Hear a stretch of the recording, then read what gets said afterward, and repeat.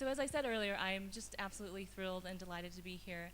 And one of the things that I've been really struck by in all the conversations that I've had is just the degree of passion and innovation here and the level of entrepreneurship. And so one of the things I wanted to do today was just to spend a little bit of time discussing some innovation in the US in consumer web apps. And I realized that different trends and different, what works well differs markedly across regions.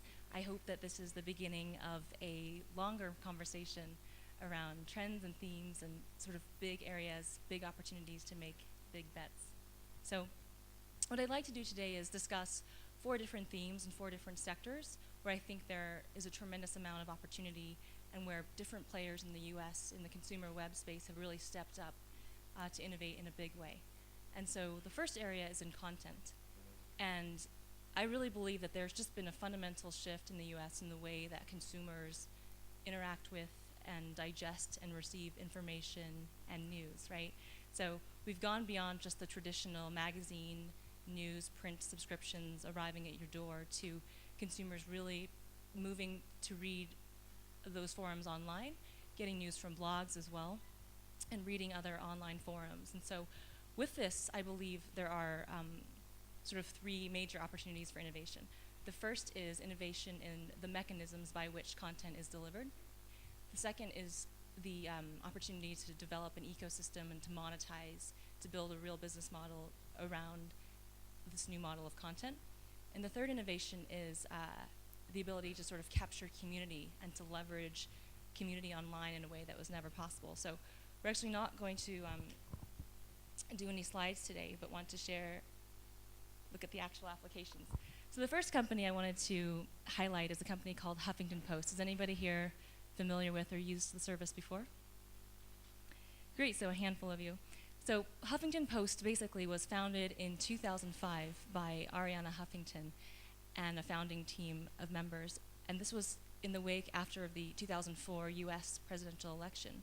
And the thinking was that perhaps there were quite a few blogs and services out there capturing the conservative point of view, but not so much for the liberal point of view. And so Huffington Post was born to fulfill that need. And now in 2009, it's currently the 15th most popular news site out there, just behind the Washington Post and just ahead of BBC's news site. And so they are seeing roughly 9 million monthly unique users. So getting really a tremendous amount of traction. You see here, what I think is disruptive about this model is that it's a combination of 3 different things, really. The first is a blog, and so if you scroll down a bit, you see a forum here on the left for featured blog posts. So there are different bloggers posting on different subjects every day, really getting a tremendous number of comments here. This one has, 716 comments. So it is number 2, it's a forum for moderated discussion. It's not about digesting content in a one-way direction. It's certainly bi-directional, it's interacting with others, it's engaging in heated and educated debate. And the third is that it's a news aggregator, but sort of with attitude and with flair. And Huffington Post gained a lot of recognition for sort of being willing to address a range of topics that weren't necessarily traditionally discussed in news, and often, they became tremendously popular in the 2008 US presidential election. This is when it sort of became a household name there in the US. Oh, have you read Huffington Post? Because they were really willing to address very openly many of the issues on both ends of the political spectrum. And what I think also makes them successful is their ability to scale. So looking at scalability, important, of course, across any business, but especially in the content realm, this can be very challenging. So Huffington Post basically has 55 paid staffers, and 28 of them are editorial.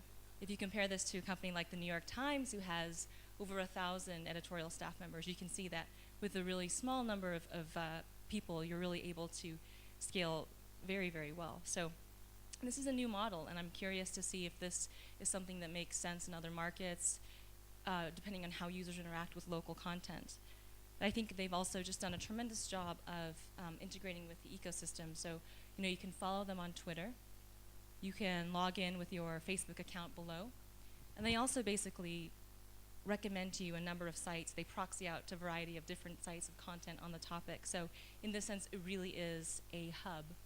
And so This is just one example of one company, but I think that I'm very curious to learn what the patterns are around content here in the region and what the opportunities are for innovation.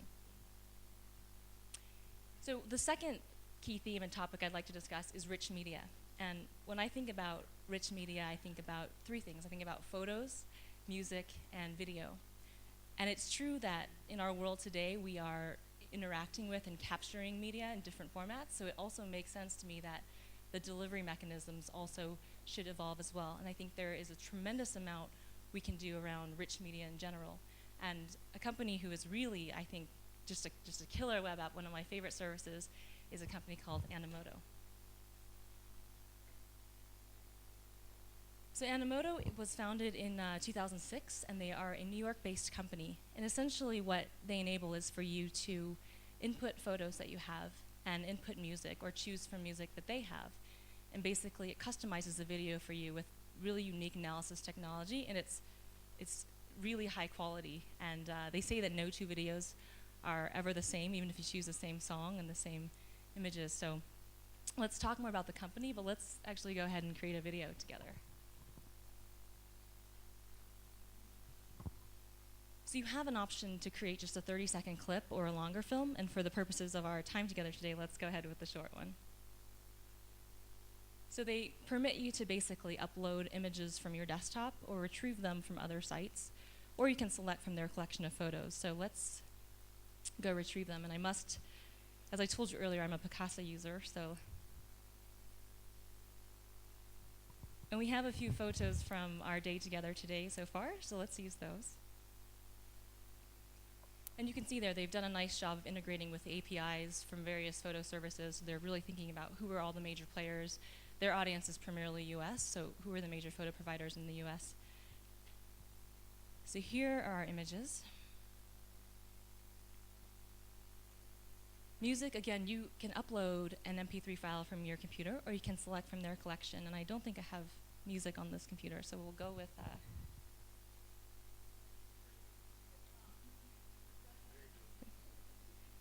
let's see what's featured. I feel like Amsterdam might be a good one, even though I've never heard it. So what it does now is it basically will analyze your images and the faces and the backgrounds and the objects in them, and it will also analyze the music, the genre, and it will splice together a unique video in about 3 minutes. So let's get that started.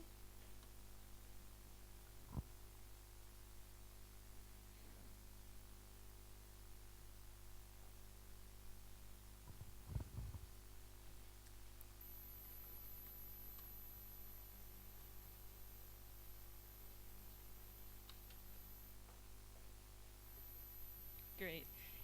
So this is really a super fun service, and I want to talk about, I think that it's unique in that it's analysis technology, and two is that it just generally delights users. But we want to talk about economics and business models and how do you build a viable business. And so Animoto, I think, has done something really smart. And as they approach the market,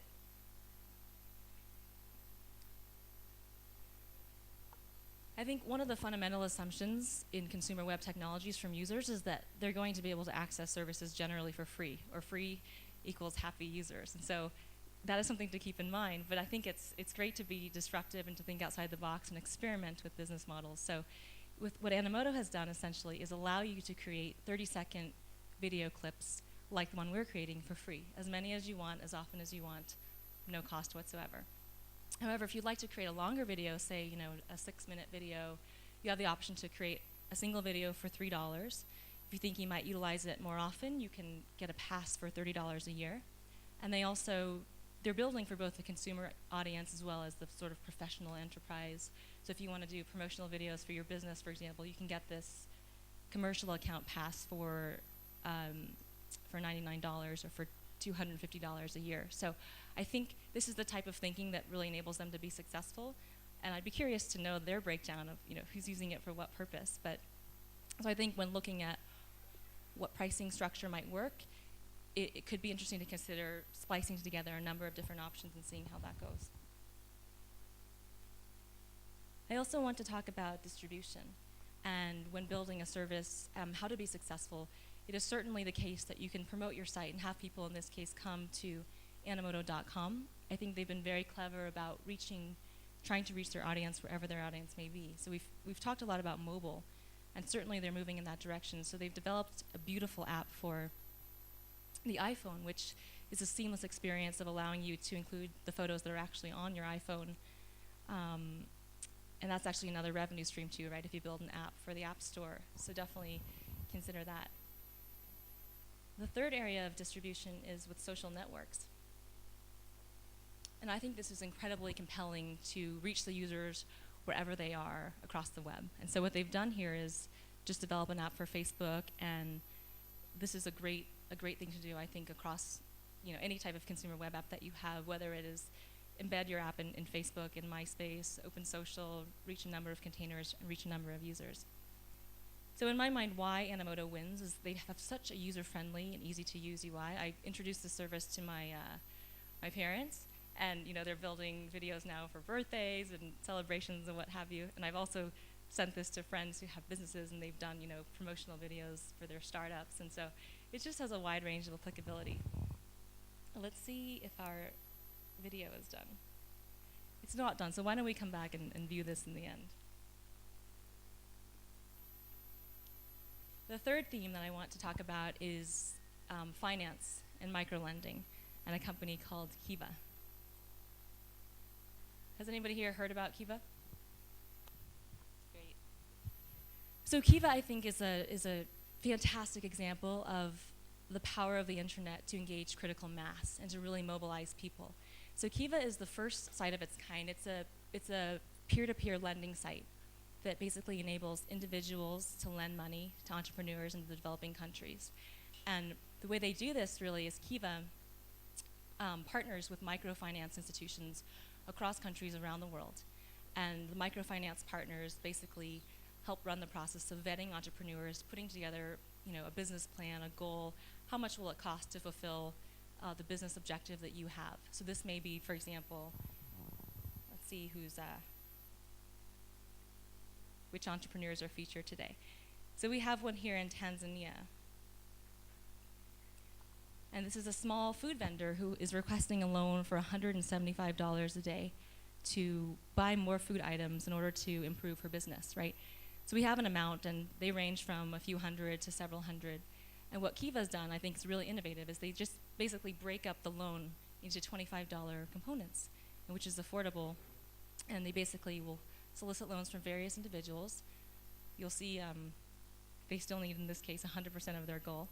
But once the full amount is met, it's transferred in a secure fashion to the microfinance institution, who reimburses the loan, and basically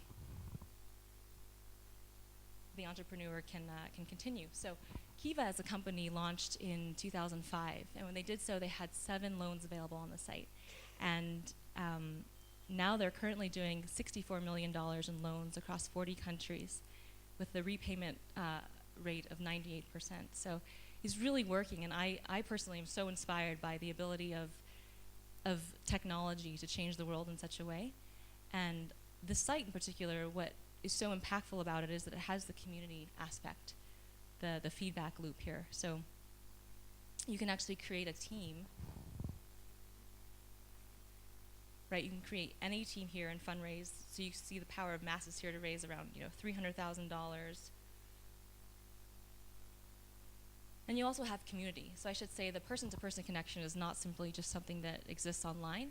The lenders actually see profiles of everyone who's lending to them, and you as a lender get to see and track the experience of the entrepreneur to whom you are lending. So I think that this is a really unique and interesting way to think about how to leverage technology and how to build community.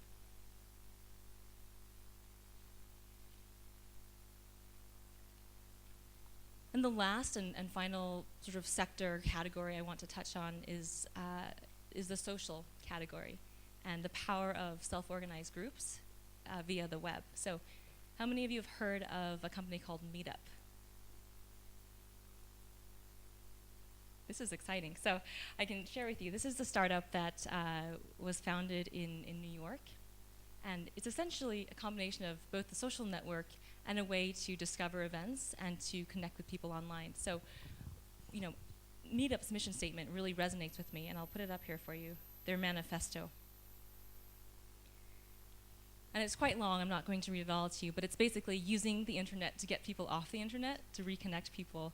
You know, let's bring back the handshake, the verbal debate. Groups have a history of making history. People unite, motivate, activate, and mobilize. And I think this is incredibly powerful. Oftentimes we think of social networks as, sometimes alienating people and everything is done online. This, I think, is a unique example of the power of the internet to bring people together in actually a physical way. So Meetup actually launched a few years ago in 2002, but they are an excellent example of a company who iterates very rapidly, very quickly. They are constantly changing, developing new technologies, and they've really scaled. So where they are today, they basically have 5 million monthly unique visitors. They have 102,000 monthly meetings. They are in 4,000 cities and 100 countries around the world. And this is all, individuals who really mobilize across any topic of their choosing. So let's take a look at some of the meetups. You can really look across any dimension, and if you don't find a group that you're interested in, you can of course create your own group. And I did check last night, and there are several meetups here in Palestine as well. So getting back to the business model, how do companies like this monetize? So if you log in, and I have actually logged in. Actually, you'll see. So one of the mechanisms by which they monetize is online ads, and in this case, they happen to be running AdSense. You'll see the text ads there on the left, and that's one revenue stream for them. A second is, and we talked earlier about these technologies being available to users for free. That tends to get a lot of traction. So it is free to all users of Meetup, but they do charge a fee for Meetup organizers. So if you want to create a group, let's say a tech Meetup group in Ramallah, then there would be a small fee associated with using the platform. And so they're able to extract revenue from organizers who are getting value from the platform. Lastly, they've been very, very innovative and are taking the platform approach of opening up their service and opening up their technology to others. So I want to show you an API that Meetup has, which is basically a JavaScript API client that allows you to leverage data about what meetups are happening in what locations. And this is an example of an application that is using their API. And so this is near where I used to live in New York City. And let's do a search for new technology. So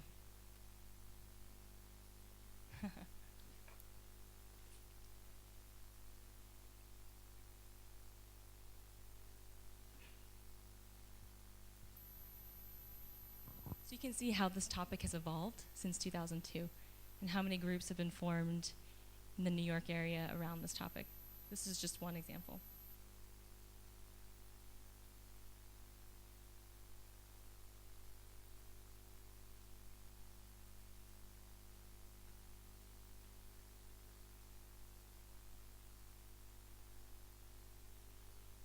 It'd be really interesting to do this with the map of the whole world, wouldn't it? And it appears we are doing just that.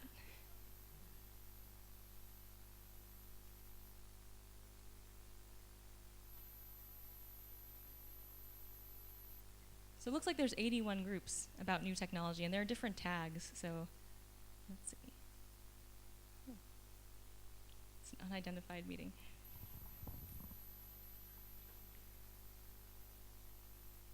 But you get the point. You get the point in that it's not just a traditional social network. It is in the sense that you can create a profile, interact with people, communicate.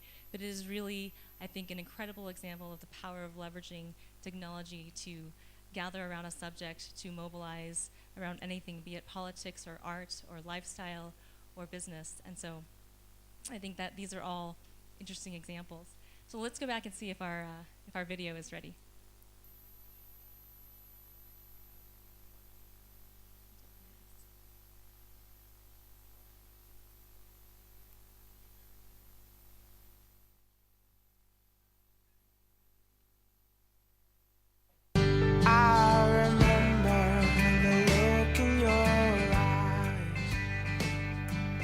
Silence that's